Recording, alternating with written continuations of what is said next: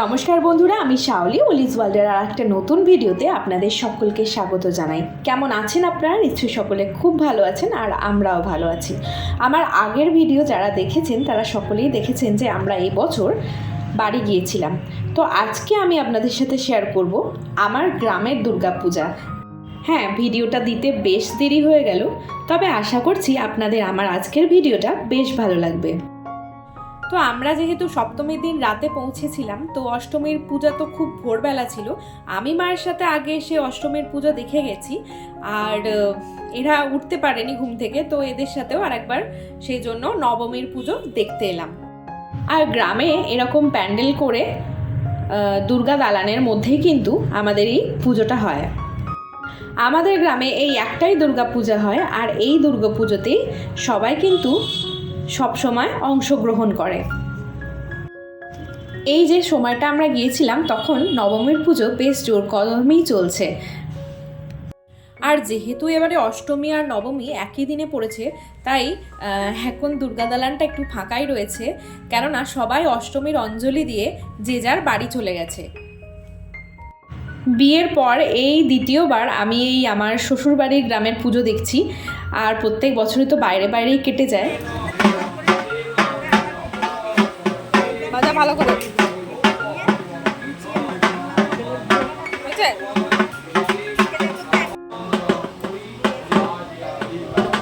বাস বাস বাস।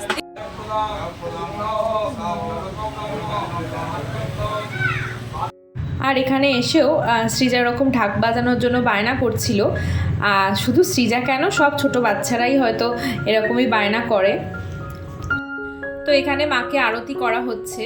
তো আরতি যেহেতু শুরু হয়ে গেছে, আমরা ভাবলাম যে আরতিটা দেখে তারপরেই বাড়ি যাব।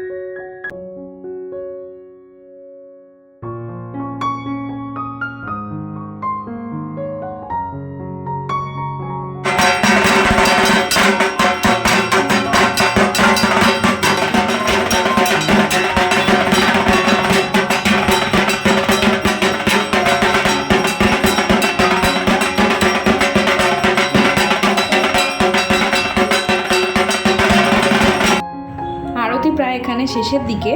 তো এবার আমরাও আরতি শেষ হওয়ার পরেই বাড়ি চলে গিয়েছিলাম। আর এই আরতি শুরু হওয়ার পরেই কিন্তু আরও লোকজন মণ্ডপে চলে আসে। আর বাড়ি গিয়ে সৃজা এই যে বন্দুক ফাটাতে শুরু করেছে। এগুলো আসলে বাড়িতে না হলে ঠিক মজা হয় না। আমরা এখানে যতই যাই করি না কেন, বাড়ির যে আনন্দটা, বাড়িতে পুজো কাটানোর যে আনন্দটা, সেটা কখনোই বাইরে পাওয়া যায় না, সেই স্বাদটা। হ্যাঁ, বাইরে হয়তো আমরা ঘুরতে যাই, খেতে যাই, কিন্তু এই যে বাড়ির মানুষজনদের সাথে থাকা, বাড়িতে একসাথে সবাই থাকা, এই জিনিসটাকে অনেক দিন পর এনজয় করছি। আর সব থেকে যে বেশি আনন্দ করেছে সেটা হচ্ছে সৃজা। ও তো এসব আসলে পায় না, আর বাড়িতে গিয়ে ও এই সব জিনিস পেয়ে অনেক খুশি, অনেক আনন্দিত। আর এই যে সন্ধেবেলা বাজি পোড়ানো হচ্ছে। আমি বাজি পোড়ালাম, খুব ভালো হলো।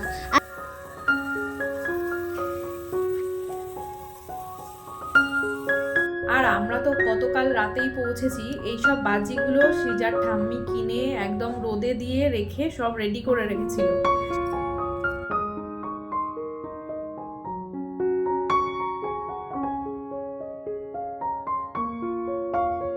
আর এবছর দুর্গাপূজায় তো খুব গরম ছিল, তো এখানে বাড়ির সামনেটা এরকম কয়েকটা বাজি আমরা পুড়িয়ে নিয়ে আবার চলে যাব ওই গ্রামেরই মণ্ডপটায় সন্ধ্যা আরতি দেখার জন্য। আমরা অবশ্য প্ল্যান করেছিলাম যে কয়েকটা ঠাকুর দেখব গ্রামে ঘুরে ঘুরে, কিন্তু সেটা আর সম্ভব হয়নি।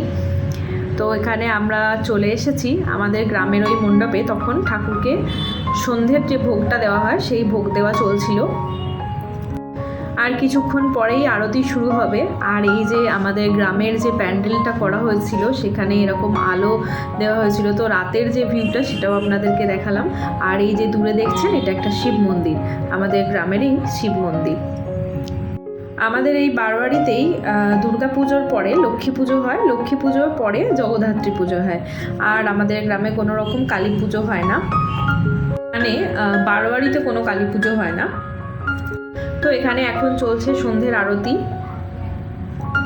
আরতির পরে এখানে একটা ছোটোখাটো ফাংশন মতো ছিল, একজন গান করছিলেন, একজন শিল্পী। আর দেখুন কত সবাই এসেছে, সব গ্রামের লোকেরা কিন্তু এখানে উপস্থিত এই গান শোনার জন্য। আমিও অনেকক্ষণ বসেছিলাম, আমরাও। আর এটা হচ্ছে পরের দিন সকাল, মানে দশমীর দিন সকালে সৌম্য বলল যে ওর মামার বাড়ির যে ঠাকুর সেখানে দেখতে যাবে। আর এই বুড়িমা ঠাকুর খুবই জাগ্রত, তো আমিও কোনোদিনও দেখিনি। অনেক বছর বিয়ে হয়েছে কিন্তু বিয়ের পরে কোনোবারই দেখা সম্ভব হয়নি, যেহেতু সবসময় বাইরেই থাকা হয়। তো সৌম্য এবছর বলল যে চলো নিয়ে যাই। তো আমি, সৃজা আর ও তিনজনে মিলে গিয়েছিলাম বুড়িমা ঠাকুরের কাছে, আর গিয়ে পুজো দিয়ে এলাম। এখানে যে মায়ের মূর্তি তার একটা বিশেষত্ব দেখতে পাচ্ছেন, যে দুর্গা মা আর লক্ষ্মী মায়ের মুখ কিন্তু লাল রঙের। তো এর কারণটা অবশ্য আমি জানি না, আর কাউকে জিজ্ঞাসাও করা হয়নি। তবে এখানকার মাও কিন্তু এক চালারই।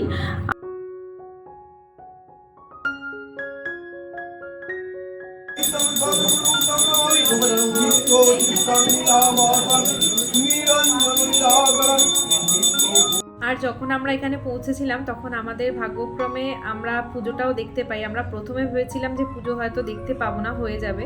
তো যাই হোক, ওখানে পুজো দিয়ে আমরা আবার বাড়ি চলে এসেছিলাম। আর তার পরের দিন মানে একাদশীর দিন আমি গিয়েছিলাম আমার বাপের বাড়ি। এই যে আমার বাপের বাড়ির ওখানের ঠাকুর, এখানেও এরকমই ঠাকুর হয় গ্রামে যেমন হয়। আর একাদশীর দিনই কিন্তু ওখানকার বিজয়াও ছিল, তো সেটাও দেখতে পেলাম। আর এবছর সেভাবে মানে ঘুরে ঘুরে ঠাকুর দেখা হয়ে ওঠেনি। আর এমনি মনও তো খারাপ ছিল, আপনারা সবাই জানেন আমাদের চারিপাশে যে সমস্ত ঘটনা ঘটেছে সেই সমস্ত কারণে। হ্যাঁ, খুব একটা মনও ভালো ছিল না, মানে যে দুর্গাপুজোর যে আনন্দটা সেটা মনের মধ্যে ছিল না। যাই হোক, এবারে আমি আমার পরিবারের সাথে পুজো কাটানোর সুযোগ পেয়েছি, সেটাই আমার কাছে অনেক। আর মায়ের কাছে এটাই প্রার্থনা করব যে সকলকে ভালো রাখো, আর যদি সম্ভব হয় যেন প্রত্যেকটা বছর আমি এরকম ফ্যামিলির সাথে একটু পুজো কাটানোর সুযোগ পাই। আজকের মতো ভিডিওটা এখানেই শেষ করছি। ভিডিওটি যদি কোনো অংশে ভালো লেগে থাকে তাহলে অবশ্যই একটা লাইক করবেন, কমেন্ট করবেন, আর সাবস্ক্রাইব করতে ভুলবেন না।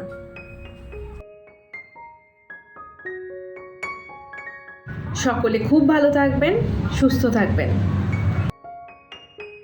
দেখা হচ্ছে পরের ভিডিওতে।